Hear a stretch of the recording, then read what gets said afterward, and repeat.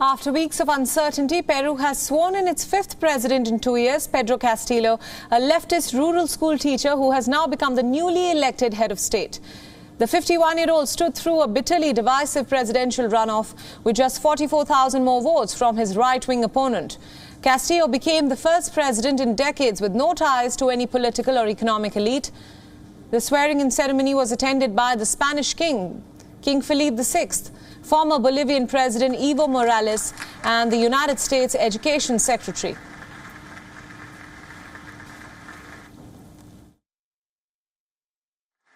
Una persona que pertenece, como muchos de los peruanos, a los sectores oprimidos por tantos siglos.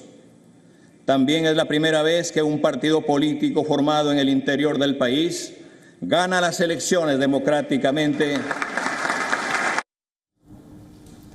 The expectations from the new leaders are extremely high because the newly elected leader enters the office with a lengthy to-do list: economic stability, an end to corruption, taming the COVID-19 pandemic, and finally a reformed constitution. This has all spooked the investors and wealthier Peruvians in the country as the new government intends to increase taxes on mining and divert funds to reforming health and education sectors. It has been 200 years since Peru declared independence from Spain, but Castillo says that colonial wounds still run deep in the country. In a symbolic gesture, Castillo and the first family has decided not to live in Lima's government palace. In Peru, the presidential house is known as the House of Pizarro, which is named after a Spanish conqueror. It has been decided now that the palace will be handed over to the Culture Ministry soon. The capital city of Lima witnessed hundreds of supporters of Pedro Castillo out on the streets celebrating. Most seem thrilled to see a president who comes from a common rural family.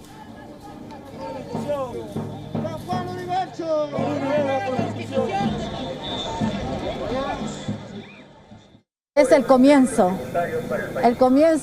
de una historia democrática donde el pueblo por primera vez va a ayudar a gestar este gobierno.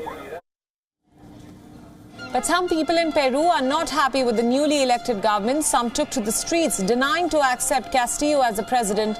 They called him a product of electoral fraud. Listen in.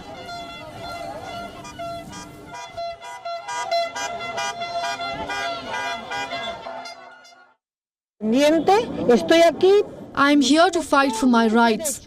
They have just imposed a de facto precedent on us, a product of electoral fraud, whom we do not recognize. And all of us present here agree to use our right to insurgency. Congratulatory messages poured in from neighboring countries of Chile and Peru. Castillo's counterparts hope to strengthen this within the South American countries.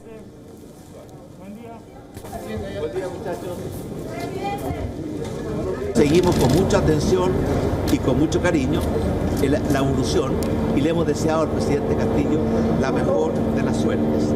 Porque si le va bien al presidente Castillo, le va bien al Perú. Y si le va bien al Perú, nos va bien a todos. WION World is now available in your country. Download the app now and get all the news updates on the move.